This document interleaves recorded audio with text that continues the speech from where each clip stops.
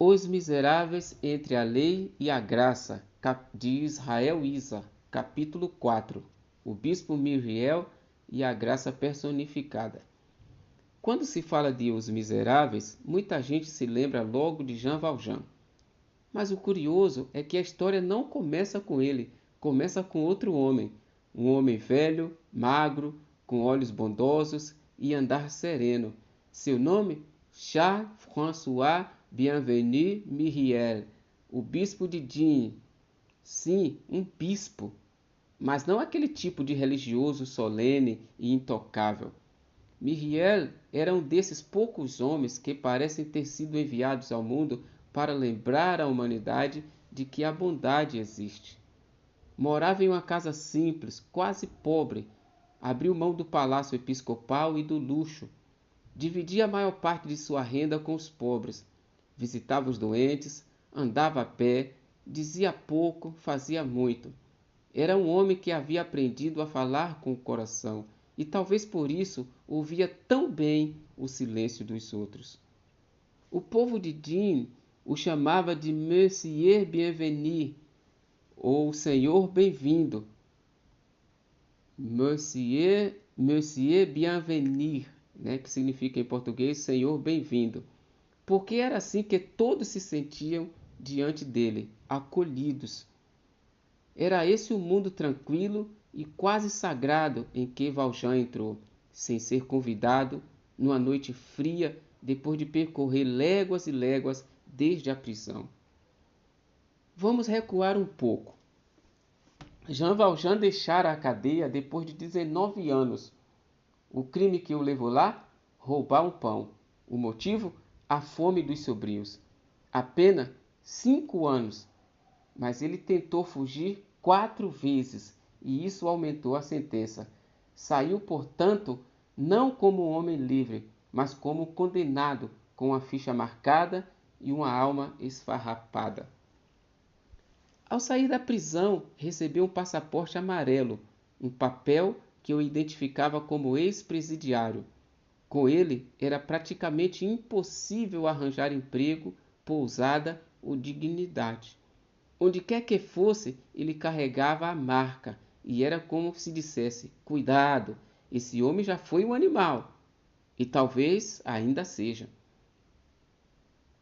Naquela caminhada pela estrada poeirenta do sul da França, Jean Valjean não ia só. Andava acompanhado da sua revolta, do frio, do desprezo de todos e principalmente da sede de sobreviver. Chegava numa cidade e era expulso. Tentava dormir no estábulo e era chutado de volta para a estrada.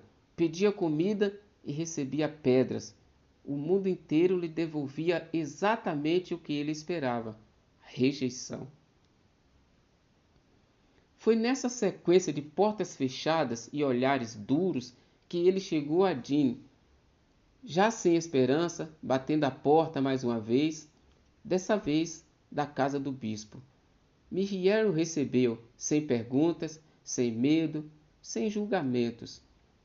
Valjean não entendeu. Esperava ser enxotado, mas foi convidado a entrar. Esperava receber restos, ganhou um prato quente, limpo e farto. Esperava dormir no chão, dormiu numa cama limpa e macia.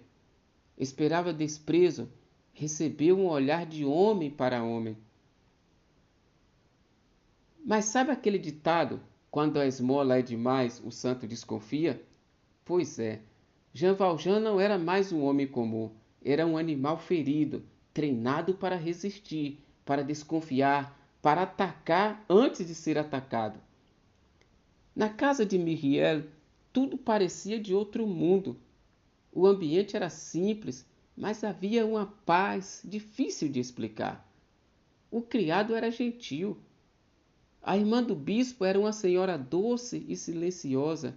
E o próprio bispo parecia não ver nada de errado na presença daquele homem estranho, maltrapilho à sua mesa. Parecia até grato por poder acolhê-lo.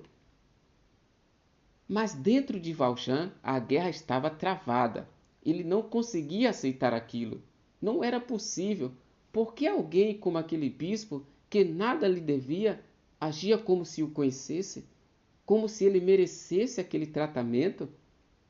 E aí entra uma verdade profunda. O homem caído não entende a graça. Primeiro, porque nunca viu. Segundo, porque aprendeu a viver sem ela. E terceiro, porque no fundo se acha indigno demais para recebê-la. Na cabeça de Valjean, tudo tinha um motivo, ou interesse, ou medo, ou pena. Ele estava tão acostumado a ser tratado como um animal que quando alguém o tratou como um ser humano, ele pensou que era armadilha ou loucura.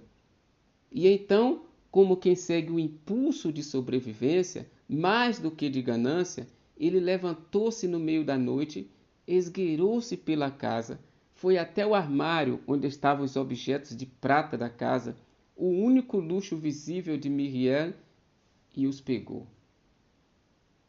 Não porque quisesse luxo, mas porque precisava fugir, precisava de meios para se manter, precisava salvar-se. A prata seria seu bote salva-vidas. Na manhã seguinte, Valjean não estava mais lá. Mas não foi longe. Foi pego pelos guardas da cidade, que ao encontrar com ele, suspeitaram do seu repentino sucesso. E ali estava ele de novo, preso, cercado pelos soldados, empurrado de volta para o mundo que conhecia, o das grades. Mas havia um detalhe. Os guardas não quiseram agir por conta própria. Levaram Jean Valjean até a casa do bispo para confirmar a suspeita, para que Myriel dissesse a verdade, para que a máscara de Valjean fosse arrancada de uma vez por todas. Aquela cena é o ponto alto da tensão, um silêncio que antecede algo grande. Jean Valjean, suado, algemado, sujo, é jogado de volta diante do homem que o acolheu. O bispo está ali, sereno, com o mesmo olhar de antes. Mas o que vai acontecer, nós veremos no próximo capítulo.